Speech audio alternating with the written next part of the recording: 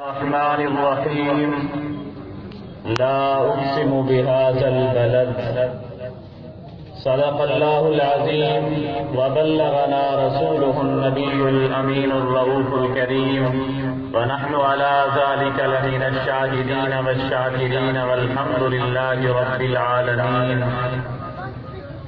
انتہائی واجب الاحترام ذی قدر علماء کرام اور انتہائی معزز مہمانان گرامی، آج سفیر امن حضرت قاری محمود احمد قاسمی صاحب مبارکباد کے مستحق ہیں، جنہوں نے ہماری افواج پاکستان کے شہداء کو خراج تحسین پیش کرنے کے لیے یہ عظیم الشان تقریب منعقد کی ہے. حضرت مولانا عبدالصمد درخواستی صاحب اور اسی طرح باقی ان کے رفقاء نے شب و روز محنت کر کے تمام علماء کرام کو دعوت دی، اکٹھا کیا.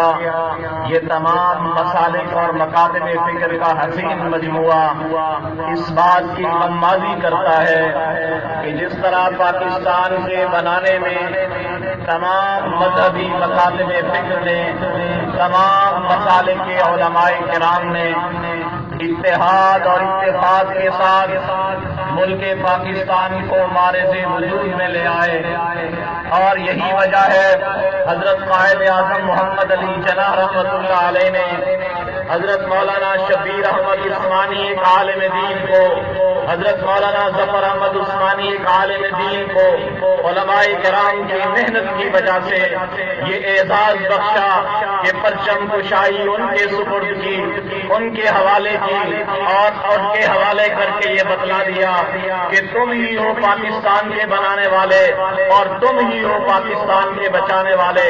اور کیوں نہ علماء کرام اپنا الگ خطہ حاصل کرتے، کیوں نہ ملک کا دفاع کرتے، کیوں نہ اپنے ملک کی حفاظت کرتے، کیونکہ انہوں نے اپنے پیارے پیغمبر کو دیکھا، مکہ کی محبت کو دیکھا جو ان کا آبائی وطن تھا، مدینہ کی محبت کو دیکھا جو ان کا آبائی گھر تھا، بدر و احد کو دیکھا، حتیٰ کہ اپنے وطن کے پہاڑوں سے محبت کو سکھایا. پیارے پیغمبر نے فرمایا ھذا جبل یحبنا ونحبہ، یہ میرے وطن کا، میرے شہر کا پہاڑ ایسا ہے، میں اپنے وطن کی، اپنے شہر کی ہر چیز سے محبت کرتا ہوں، میرے وطن کی ہر چیز مجھ سے محبت کرتی ہے، حتیٰ کہ یہ احد پہاڑ، یہ پتھر مجھ سے محبت کرتے ہیں اور میں پتھروں سے محبت کرتا ہوں. وطن عزیز پاکستان کی محبت ہمارے ایمان کا حصہ ہے. اگر پاکستان ہے، ہم ہیں، پاکستان ہے، مساجد ہیں، پاکستان ہے، مدارس ہیں، پاکستان ہے، یہ شہر کی رونقیں ہیں، پاکستان ہے، قرآن مجید کی تعلیم عام ہے، پاکستان ہے، دینی تعلیم عام ہے، پاکستان ہے، ہم آزاد ہیں. ان جا کر ان لوگوں سے پوچھو، برما کے مسلمانوں سے پوچھو، انڈیا کے مسلمانوں سے پوچھو، شام کے مسلمانوں سے پوچھو، پاکستان کا وقار اور پاکستان کا مقام اور پاکستان کی عزت کیا ہے.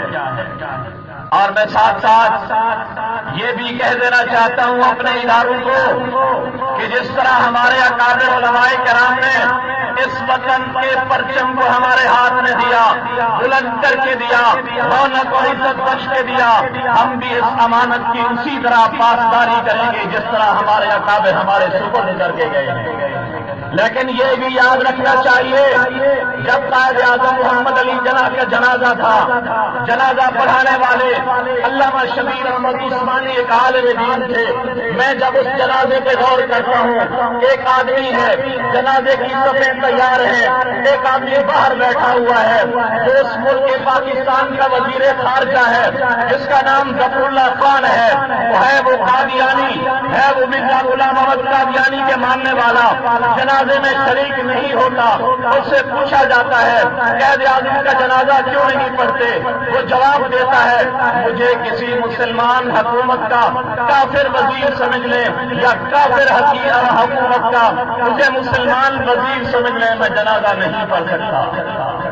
تو میں یہ بتا دینا چاہتا ہوں کہ اے حکمرانوں، ان سے کبھی خیر خواہی کی توقع مت رکھنا.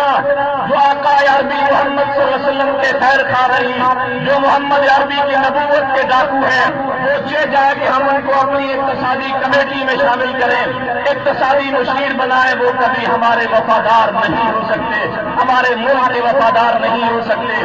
آج ہم یوم دفاع کے حوالے سے آخری پیغام اور آخری مطالبہ رکھنا چاہتا ہوں. پیغام یہی دینا چاہتا ہوں، اے افواج وطن، جس طرح تم نے ہر محاذ پر ہمیں سخرو کیا، اپنی جانوں کے نذرانہ پیش کر کے ہمارے گھروں کی حفاظت کی، ہمارے اموال کی حفاظت کی، ہمارے جان کی حفاظت کی، ہم بھی آپ کو تنہا نہیں چھوڑیں گے.